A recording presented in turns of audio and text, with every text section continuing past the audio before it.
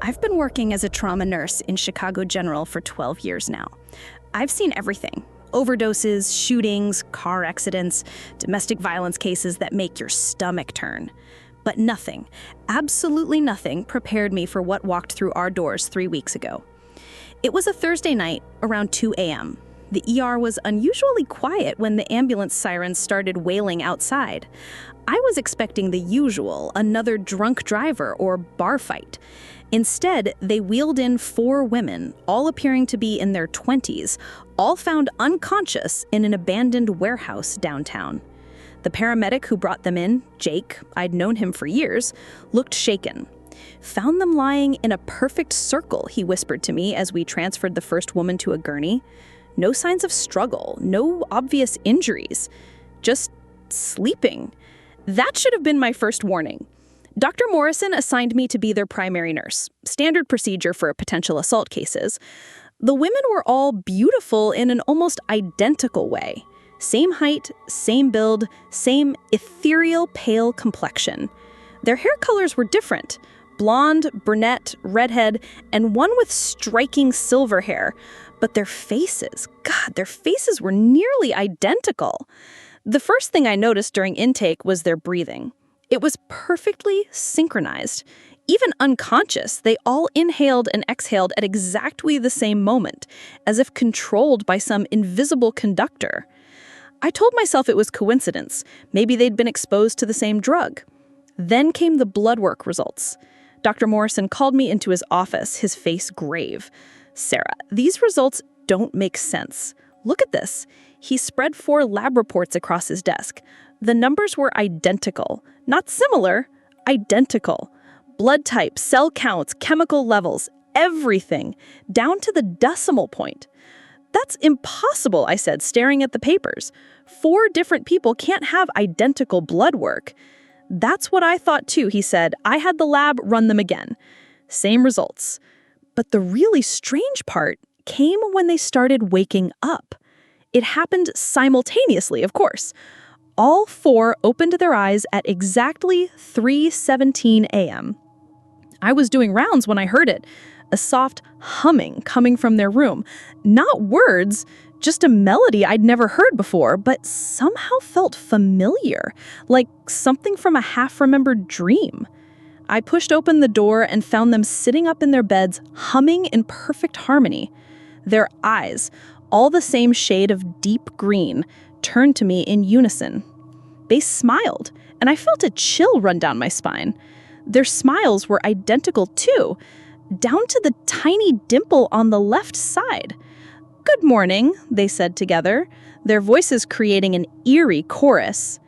"It's actually 3 a.m., I managed to say, checking my watch nervously. "We know," they replied in unison. "We've been waiting for you, Sarah." I hadn't told them my name. My badge was turned backward, and I definitely hadn't introduced myself while they were unconscious. My mouth went dry. "How do you know my name?" The blonde one, at least I thought it was the blonde one, tilted her head.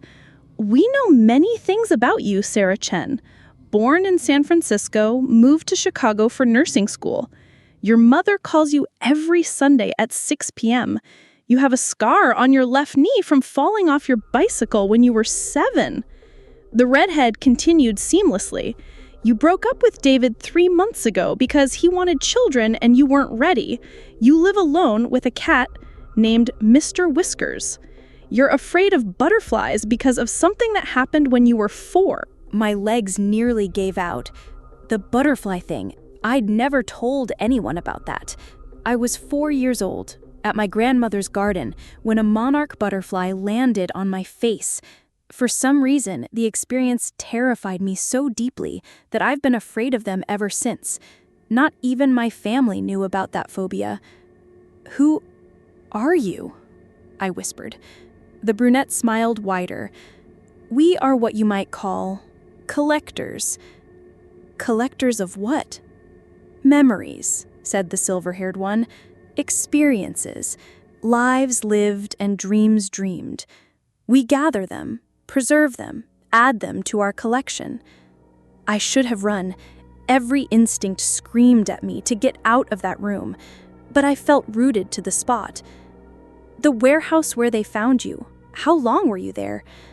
Time moves differently for us, they said together. We've been sleeping, dreaming your dreams, living your memories. All of us in this city, everyone who passes through these halls, we collect pieces of you all. The blonde one stood up, and I noticed she moved without making a sound. Would you like to see? Before I could answer, images flooded my mind. Not my own memories, but thousands of others. I saw through the eyes of every patient I had ever treated. I felt their pain, their fear, their last moments. I experienced births and deaths, first kisses and final goodbyes. I lived 1,000 lifetimes in seconds. When it stopped, I was on the floor, tears streaming down my face. The 4 women stood in a circle around me, their identical faces showing something like compassion. Beautiful, isn't it? All those human experiences preserved forever. We're not here to hurt anyone, the brunette added. We're here to remember. When someone dies, their memories die with them. We prevent that loss. I struggled to my feet. What about the people? What happens to them after you collect? Their smiles faded slightly. They continue living, of course, but they become lighter, less burdened by the weight of too many experiences. I thought about some of our patients, people who came in acting strange, speaking in monotones, seeming somehow hollow, people we diagnosed with depression or dissociative disorders. You're stealing parts of their souls, I accused. We prefer to think of it as preservation, like a library, a repository of human experience. Leave, I said, finding my voice. Leave this hospital. Leave this city. They looked at each other, having some silent communication. Finally, the blonde nodded. We understand your concern, Sarah, but you've seen too much now. You know what we are. Which means, the redhead continued, we'll need to collect from you as well. I ran faster than I'd ever run in my life, bursting through the door and down the hallway. Behind me, I could hear their laughter, 4 voices laughing in perfect harmony. I didn't stop until I reached the security desk. Call the police, I gasped to the guard. Room 314, there's something wrong with the patients. But when the police arrived 10 minutes later, the room was empty. The beds were made, as if no one had ever been there. The only evidence they'd existed were the blood work results, which Dr. Morrison swore he'd locked in his office. Those were gone too. I wanted to convince myself it was all a hallucination, stress from working too many double shifts. But then I started noticing the changes. Patients who'd been vibrant and full of life suddenly seemed dimmed. They spoke less, smiled less, as if something vital had been drained from them. And sometimes, late at night when the hospital is quiet, I hear it again. That humming, 4 voices in perfect harmony, drifting through the ventilation system. They're still here, somewhere in the building, still collecting. The worst part? I can feel it happening to me too. Little by little, my memories are becoming fuzzy. Last week, I couldn't remember my first pet's name. Yesterday, I forgot my childhood address. They're taking pieces of me, bit by bit. I've tried to quit, tried to transfer to another hospital, but somehow I always end up staying, like I'm compelled to be here. Maybe I am. Maybe once you've seen what they really are, you become part of their collection whether you want to or not. If you're reading this, if you work in a hospital and you encounter patients who seem too perfect, too synchronized, run. Don't try to understand them. Don't try to help them. Just run and never look back. Because once they start collecting from you, there's no way to get those pieces of yourself back. When I was 13, my grandfather died in St. Mary's Hospital after a long battle with lung cancer. He was a proud man who'd worked construction his entire life, and seeing him waste away in that sterile white room broke something in our family. My grandmother never quite recovered, and my father started drinking more than he should have. The funeral was on a gray October day. I remember standing at the graveside in my only suit, watching them lower his casket into the ground. Grandpa had always told me that death wasn't something to fear, that it was just another journey. I wish I could still believe that. It started 3 days after we buried him. I was having trouble sleeping. Grief does that to you, even as a kid. Around midnight, I'd gotten up to get a glass of water when I saw him through the kitchen window. There, standing under the streetlight across from our house, was my grandfather. He was wearing the same navy blue suit we'd buried him in, but something was wrong with his appearance. His skin had a grayish pallor, and he seemed to shimmer slightly, like heat waves rising from summer pavement. I rubbed my eyes, certain I was seeing things. When I looked again, he was gone. I told my parents the next morning, but they said it was just my mind playing tricks on me. Grief can make you see things that aren't there, my mother explained gently. Dad just grunted and poured more coffee, the dark circles under his eyes suggesting he wasn't sleeping well either. But I saw him again the next night. Same spot, same suit, same unnaturally still posture. This time, though, he turned his head and looked directly at me through the window. Even from that distance, I could see his eyes. They weren't the warm brown I remembered, but something cold and distant, like looking into deep water. He raised his hand and waved, the same little wave he used to give me when I'd visit him at the hospital. Then he turned and walked away, disappearing into the shadows between streetlights. This continued for weeks. Every night, around midnight, Grandpa would appear under that streetlight. Sometimes he'd just stand there. Sometimes he'd walk slowly up and down the block. Once I saw him talking to someone I couldn't see, gesturing with his hands the way he used to tell in construction stories. I stopped telling my parents. They were dealing with their own grief, and Mom was already worried about Dad's drinking. But I couldn't stop watching. There was something hypnotic about seeing him there, something that felt both comforting and deeply wrong. Then Mrs. Henderson next door got sick. She was a sweet old lady who used to bring us cookies and always asked about my grades. One morning, I saw an ambulance outside her house. Heart attack, my mother told me later. They took her to St. Mary's, the same hospital where Grandpa had died. That night, when I looked out the window, Grandpa wasn't alone. Mrs. Henderson stood beside him under the streetlight. She was wearing the pink nightgown she'd been found in, and like Grandpa, her skin had that strange gray pallor. They stood together, without speaking, just staring at our house. Mrs. Henderson died 2 days later. I should have been more frightened, but at 13, you don't always process things the way you should.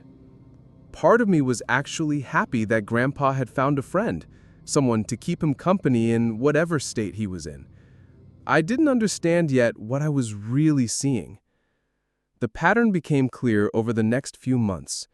Someone from our neighborhood would get sick and go to St. Mary's Hospital. Then they'd die, and then they'd appear under the streetlight with Grandpa and Mrs. Henderson, adding to what I started thinking of as their midnight gathering. First, it was Mr. Rodriguez from down the street, diabetes complications. Then little Tommy Walsh, only 8 years old, leukemia. Mrs. Patterson, who lived in the blue house on the corner, stroke. Each time they joined the growing group under the streetlight. By Christmas, there were 7 of them standing there each night. They never interacted with each other, never spoke. They just stood in a loose circle, all facing our house, all waiting for something I couldn't understand. That's when I realized they were all patients from St. Mary's Hospital. Every single person who died there seemed to end up in that gathering. And they were all staring at our house with those cold, distant eyes. I started researching at the library, looking through old newspaper obituaries. The pattern went back decades. Anyone who died at St. Mary's Hospital would be seen in the neighborhood within days of their death. Usually just glimpses, a figure in a yard, a silhouette in a window, a face in a crowd that looked like someone who should be dead. But our house seemed to be special. They gathered there, night after night, as if drawn by something specific. The answer came to me on New Year's Eve. My father had been drinking heavily. It was getting worse every month, and he passed out on the couch. My mother was trying to get him upstairs to bed when he started talking in his sleep. Shoulda told someone. Shoulda said something about the room. Mom shushed him, but I pressed closer to listen. Room 237? The machines weren't working right. The oxygen wasn't. I knew it wasn't right, but I didn't want to cause trouble. Didn't want them to think I was making things up. My blood went cold. Room 237 was where my grandfather had died. Dad worked maintenance at St. Mary's Hospital, had worked there for 15 years. He'd been the one responsible for checking the equipment in the rooms. "Dad," I whispered, shaking his shoulder. "Dad, what about room 237? He opened his bloodshot eyes and stared at me for a moment, confusion clouding his features. Then something like recognition and terror flickered across his face. "The oxygen concentrator," he said quietly. "It was running low. Had been for weeks. I kept meaning to file a work order, but it seemed like such a small thing. The readings were just slightly off, Still within acceptable range, technically." My mother had gone pale. "James, what are you saying?" "I'm saying maybe if I'd fixed this sooner, maybe if I'd paid more attention." He broke down then, sobbing into his hands. "Maybe Dad would still be alive. Maybe all of them would still be alive." The pieces fell into place with horrible clarity.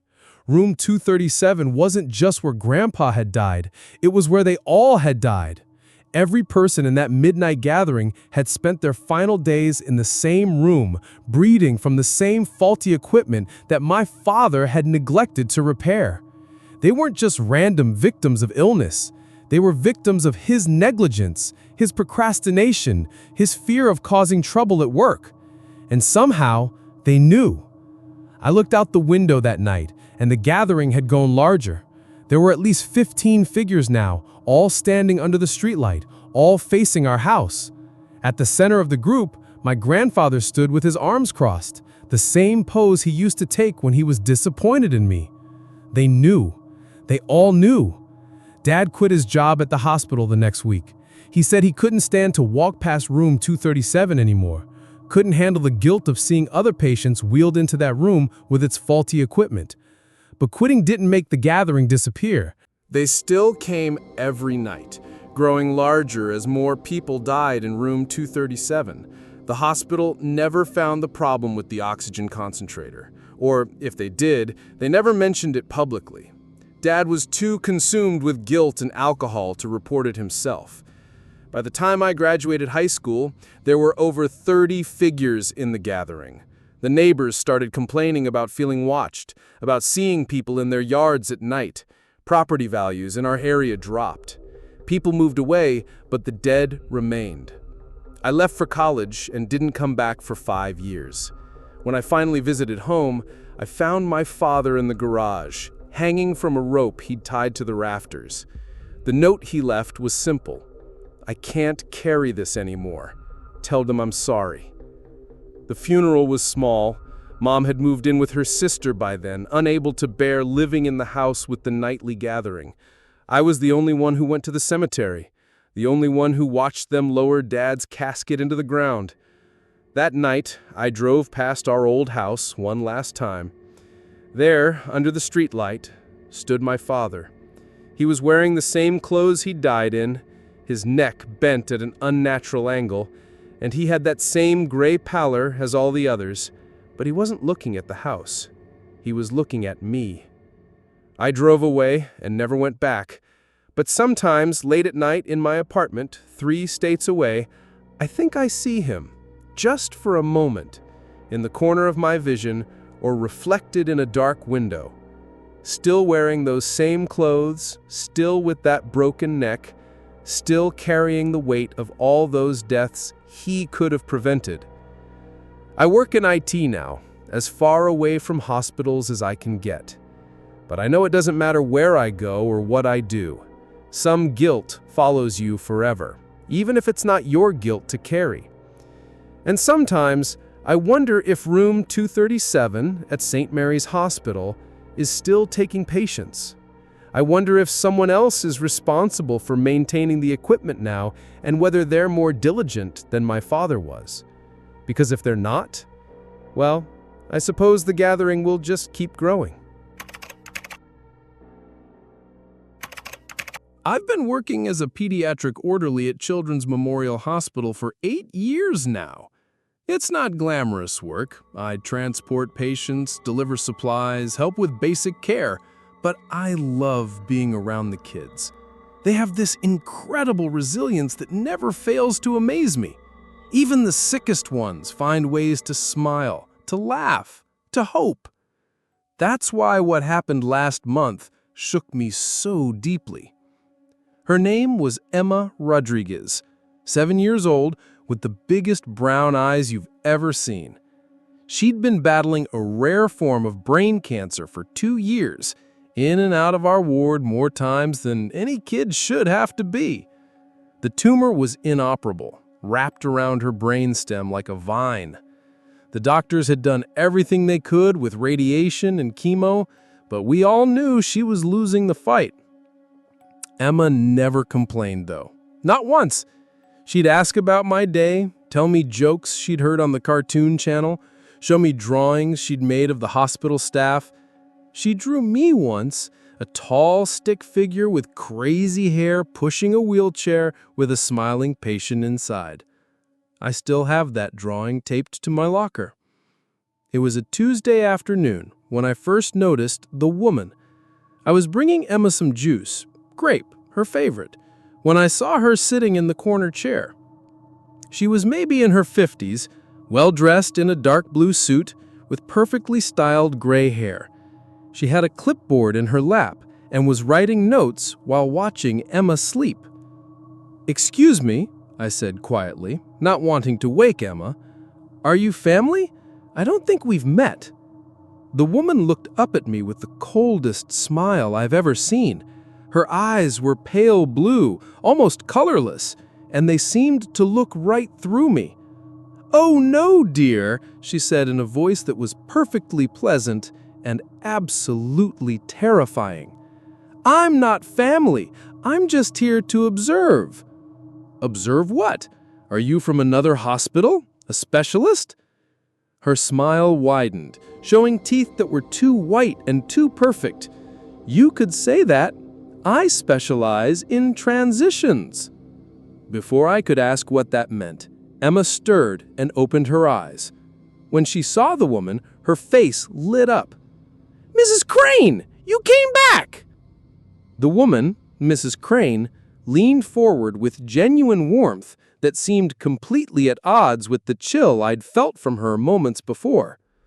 "Of course I did, sweetheart. How are you feeling today?" "Better," Emma lied, the same lie she told everyone who asked.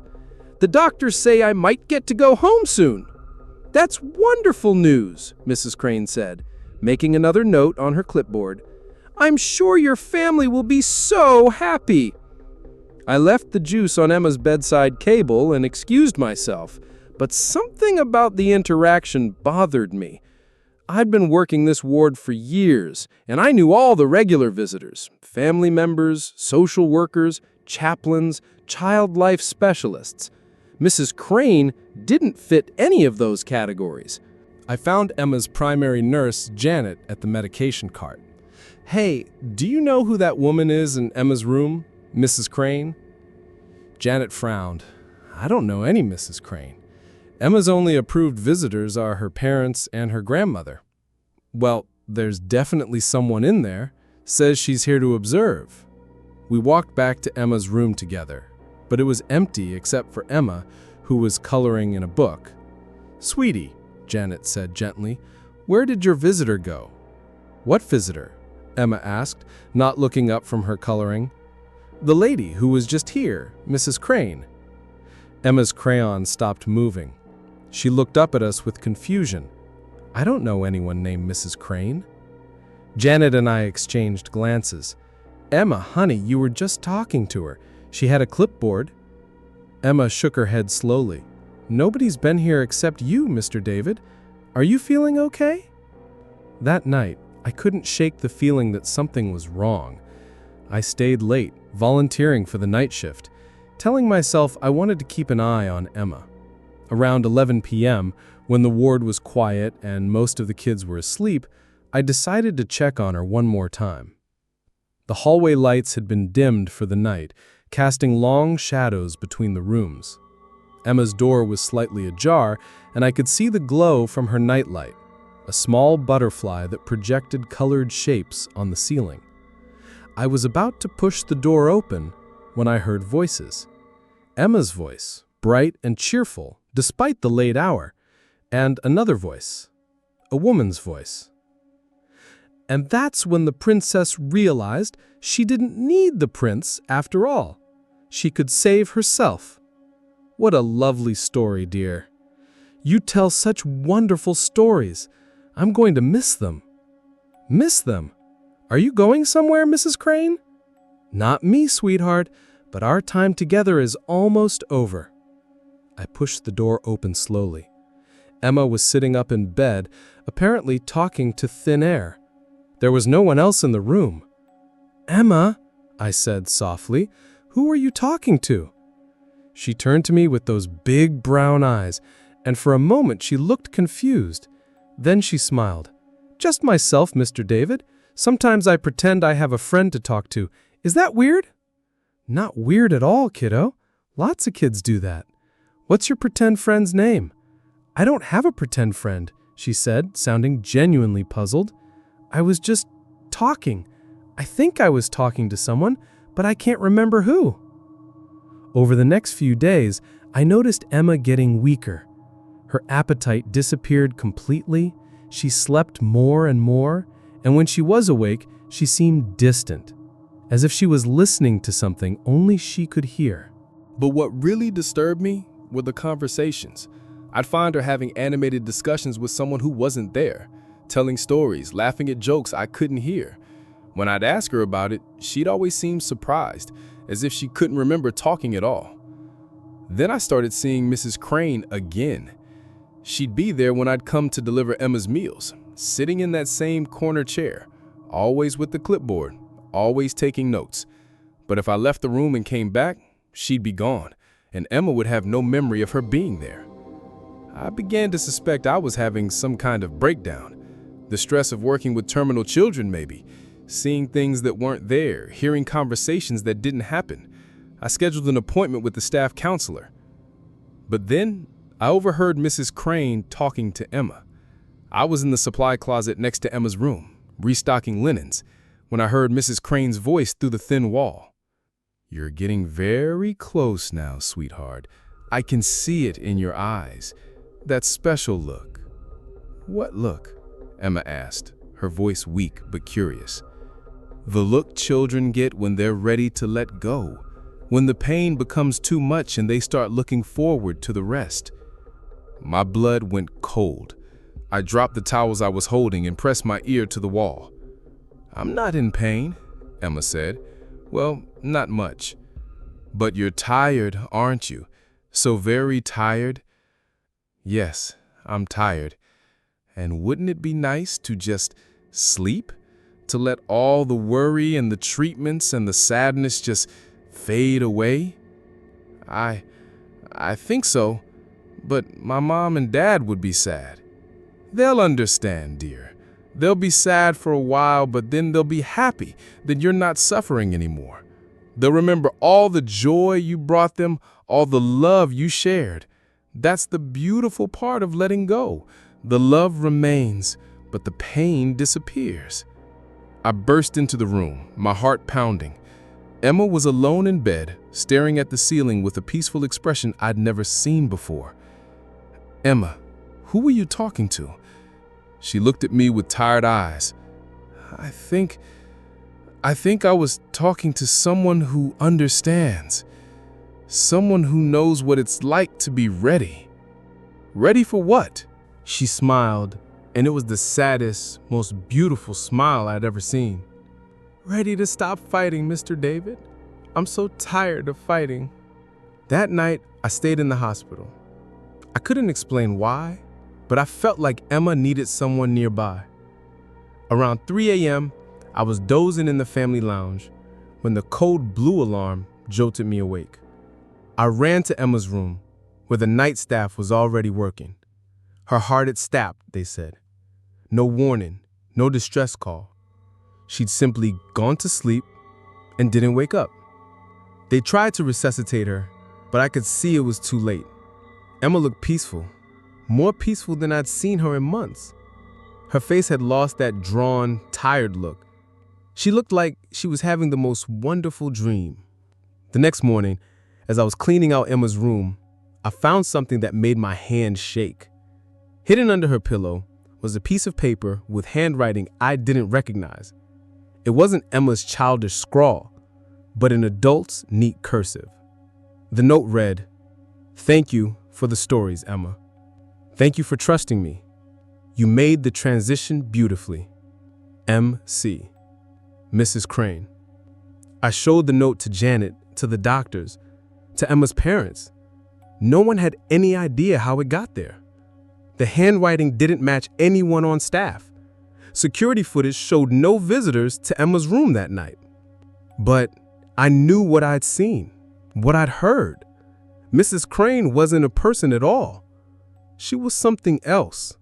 Something that came to children who were dying, who were suffering, who were ready to let go, but needed permission. She helped them make the transition from fighting to accepting, from fear to peace. The thought should have terrified me, but it didn't, because I remembered Emma's face in those final moments. She wasn't afraid. She wasn't in pain. She looked like a child who had been given the greatest gift imaginable: permission to rest. I still work at Children's Memorial. I still see kids fighting battles they shouldn't have to fight.